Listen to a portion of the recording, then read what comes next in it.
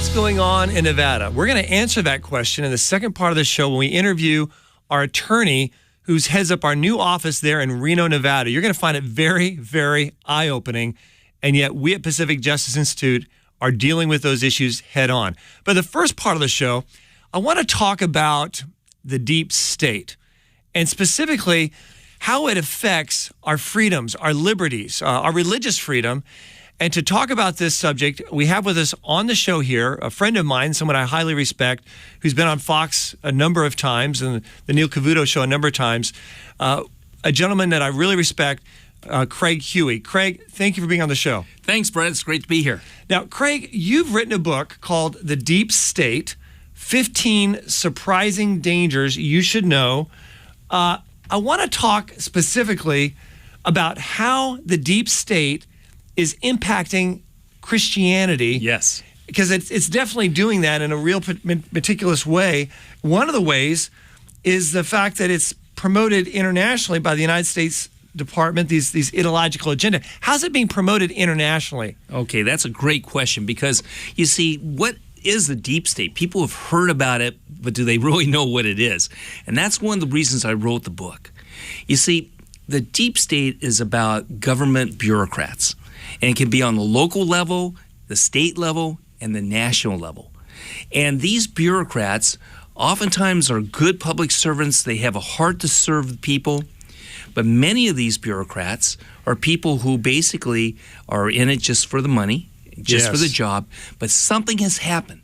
Something's happened in the last 8 years that has not ever happened before in America. And we see it at all levels, that people are getting into the government to change society, to change culture, to transform our nation. And what they do is they bring in an ideology of transformation that without legislation, they can change things. And that's what we see happening in America today. Right. And I know the Supreme Court has recently, I think in the future, will be addressing this bureaucracy and their ability just to make up rules without having legislative support behind it and just dictate what they want. I mean, it's outrageous. Yes. So I see that moving potentially in a positive direction down the road. But what we're dealing with right now is it's indisputable, and the effect on Christianity is indisputable. Specifically, Obamacare. Mm-hmm. This is another example of the deep state, isn't it, in terms of Christians having to provide contraceptives and other things that violate their faith? It took away freedom of conscience.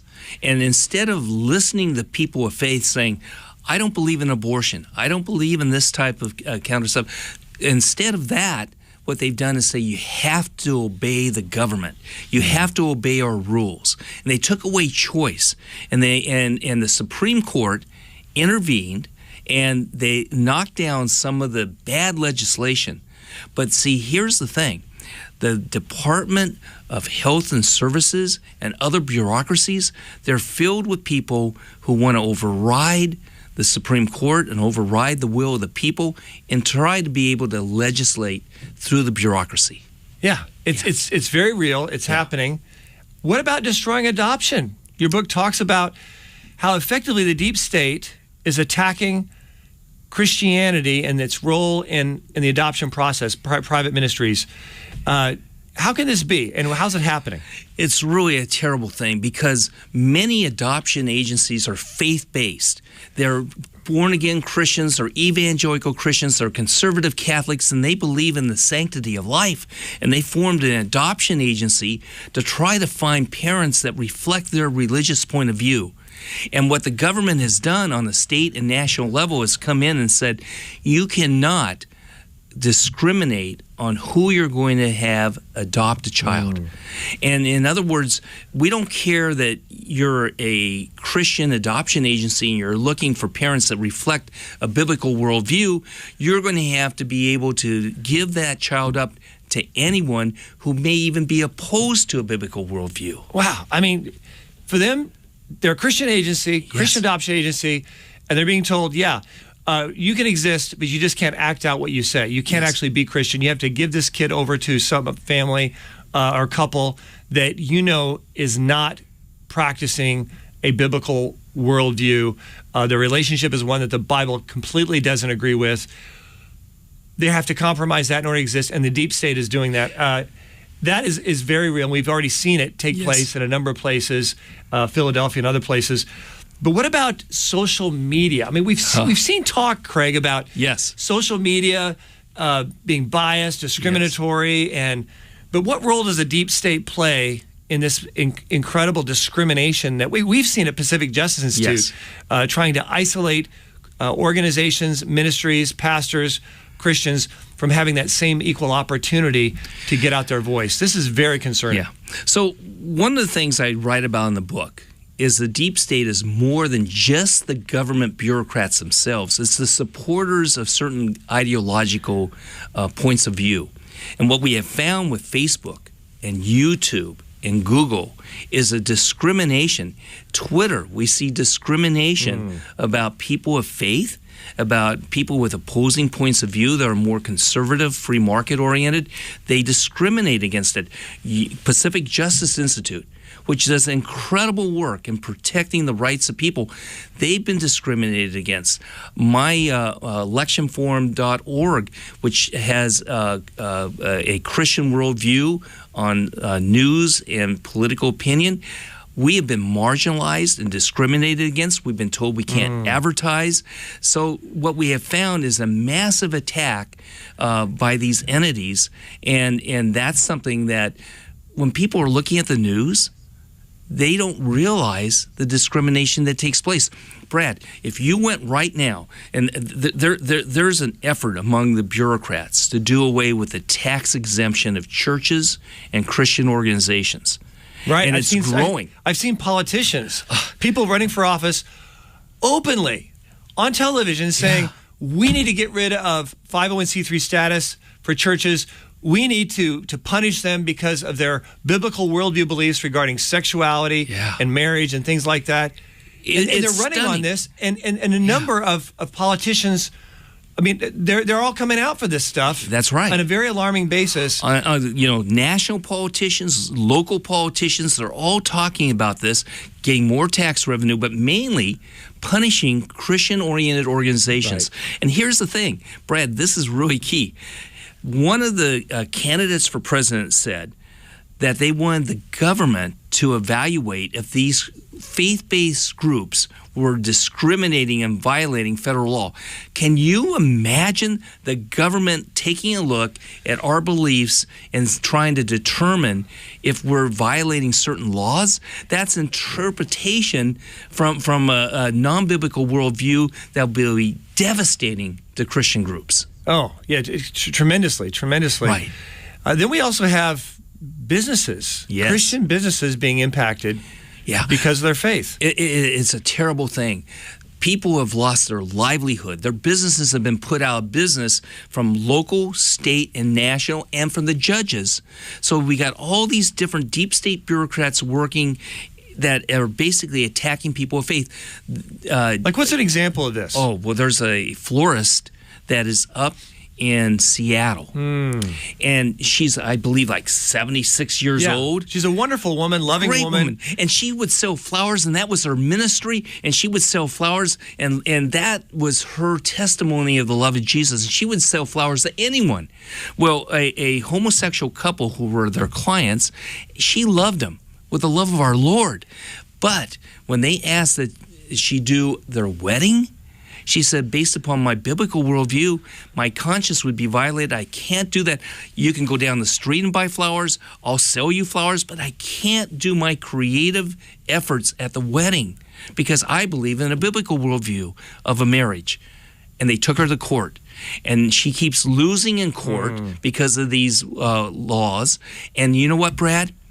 She's about ready to lose her retirement, her home, her business, everything. She'll never recover from this. Right. And so this is going to be going to the Supreme Court. But there are photographers. There are people all over the United States, bakers. Basically, if this continues, the government can attack and shut down any small business that doesn't meet its new rules, its regulations, and their bureaucrats are the ones who are behind this. That's right. They're the ones dealing with this, throwing this out. Bureaucrats, we're not elected office. We also see the bureaucrats in education Yes. impacting our children with new social engineering. I know we at Pacific Justice have been working and fighting against this new wave of sex education, sexual lifestyle, sexuality that's being pushed on our children all the way down to the kindergarten level. And yet this is a part of the deep state bureaucrats, right? It is. And here's the thing. Whether you're have kids or not, whether you're a grandparent or a parent, what the Pacific Justice Institute is doing in exposing the moral corruption that's going on in the schools, people would be sickened if they knew what was happening in indoctrinating the kids. It really is a form of child abuse of what's going on right now.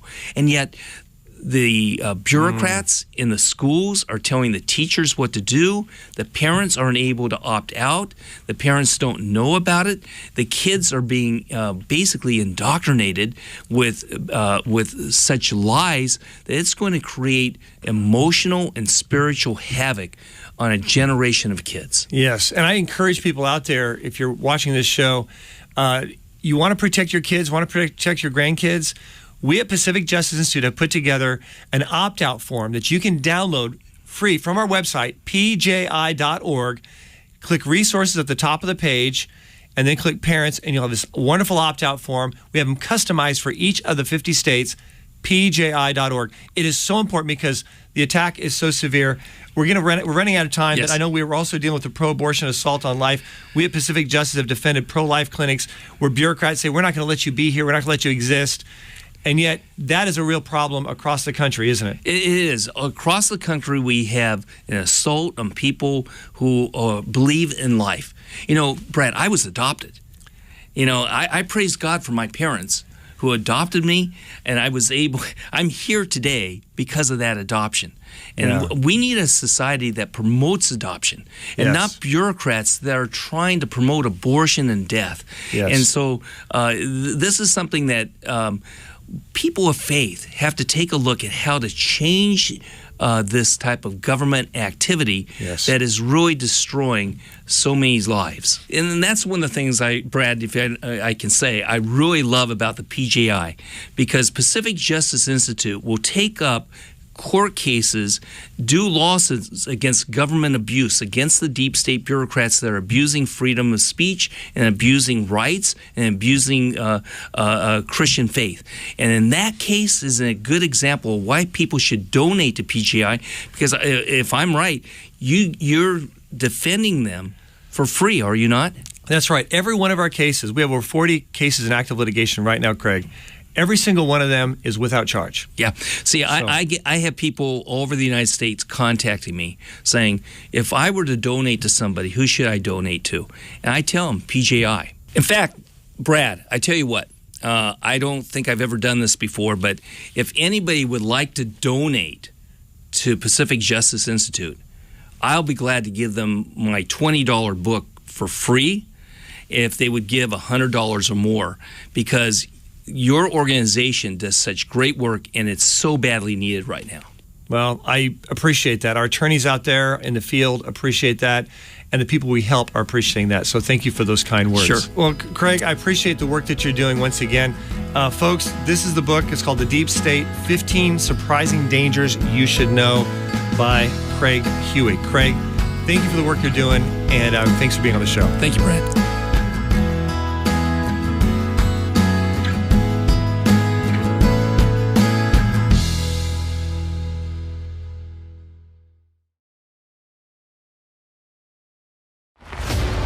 If parents knew what was happening, I think they'd be very, very alarmed.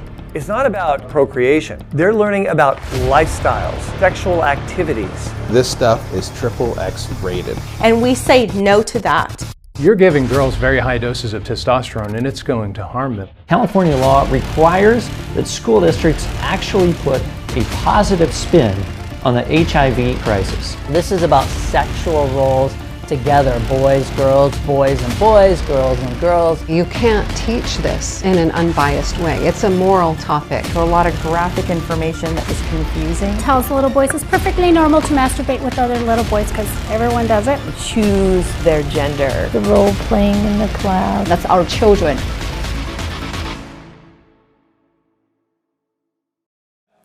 So what do? We need all of you to rise up to fight for kids.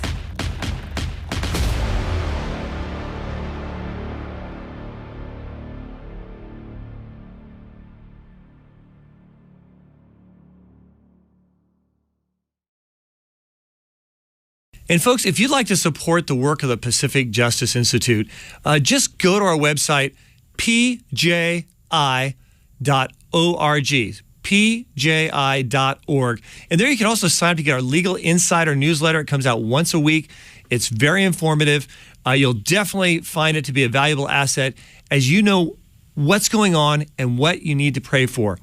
Also, we have some other great resources there as well, like our opt-out forms and other resources. So go to pji.org, pji.org. And thank you so much for those of you who choose to support our work and become a part of the Pacific Justice Institute team.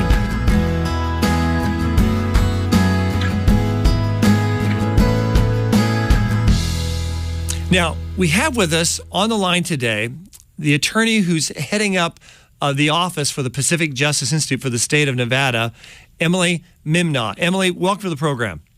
Hey, Brad. Good morning. Now, good morning to you too, Emily. Now, there's a lot of things taking place there in the state of Nevada that I want to talk about. You are already, out of the gate and running and taking on some very important things. And one of those things is dealing with the challenges to public education and the attack on our kids and what parents can do. A lot of parents out there are saying, whoa, things are radically changing here in Nevada. They're copying things that California's doing. We've heard that, over and over again. And you have prepared something which is a very valuable tool, a valuable weapon for parents to use to protect their children in view of what's taking place in public schools. Tell me more. Yeah, we have created a handbook, which is, I think, very comprehensive for Nevada parents to respond to a lot of the challenges that are coming up on a day-to-day basis for parents dealing with a lot of questions, everything from bringing your Bible to school, whether or not your student can pray silently, whether they can pray with their friends, whether or not you can have a Bible study club. A lot of these questions are coming up, and like you've said, Nevada often takes its lead, unfortunately, I would say, from California. And so what we've prepared is a handbook to address a lot of these questions. Right. Now, there's a lot of issues that parents have that deal with, the new sexuality, sexual lifestyle material that's being pushed in our public schools. It's going full-blown in Nevada, I've heard. Just recently, in the last couple of years, we've seen that happen. And so this book talks about how parents can protect their kids as opt-out forms. I understand that the parents can utilize, in fact, we have it on our website for all 50 states, customized opt-out forms to protect children. Why is it important, Emily, for parents to utilize these opt-out forms, check the boxes, sign them, and give these to the schools to protect their kids? Why do you think that's important? It's so important because, first and foremost, it's the parent's right. And the NRS, that's the Nevada Revised Statutes, absolutely recognizes that the parent has the fundamental responsibility for their child, and that includes their education. And what a parent can do, and as you said, these are all on the website for every single state, and we've just updated the Nevada one as well. So it's absolutely up to date with all of the revised statutes, and those are continually being changed, and so we've reflected all of those. And what a parent can do is, before the start of the school year, you can download this form, and it's totally self-explanatory, and you can go through and you can choose every single thing you want for your student, be it sex ed, HIV, reproductive rights, any type of physical examinations, and you can address all of that before the start of the school year and have that on file. Right, and if the school year's already started, Emily, they can still download it, right, and still put it on file from here on, right? Absolutely. And something I would say where Nevada is importantly different from California is that Nevada is not, and I would really, really emphasize this, Nevada is not an opt-out state. And this is really important, I think, for parents to understand, is that it is in the state law that you as a parent have to receive written notice in advance of any type of sex ed or HIV or transgender talk that might occur at your student's school. they have to provide you with written notice in advance, and you as a parent have to sign and return that. Oh, so you have opt-in, which is even better. Opt-in state, which we have underscored that in the handbook, and we really want parents to be aware because, if you don't know that that's your right. Right. No, and I want to tell people out there, if they're in a state other than Nevada, which is a good chance they are because this is heard all across the country, they should take a look and see whether or not their state has opt-out or opt-in. If they have opt-in, great. If they don't have opt-in, then the opt-out forms become even more critical for them to look at and take advantage of. But even if it's opt-in, they should still utilize these opt-out forms because it deals with issues that are not necessarily covered by the opt-in, right? Absolutely. Things like the surveys, any type of survey that they might try to give your student regarding anything to do with political, religious, or sexual. Oh, yeah. Yeah, and they delve into privacy, and they delve into issues that the average parents say, well, why are you asking my kids about this? And why are you asking my child questions about our family? And things like that. We've seen that before where the government tries to delve in and investigate families indirectly through these surveys to their kids. Very dangerous. Social workers have used those before to justify taking children permanently from families. So, Emily, I really appreciate that. But on the positive, they do have moments of silence in Nevada that other states can learn from as well. Tell us more about that. That is a really cool thing that we do have in Nevada, and it's pretty unique as a Western state to have that on the books.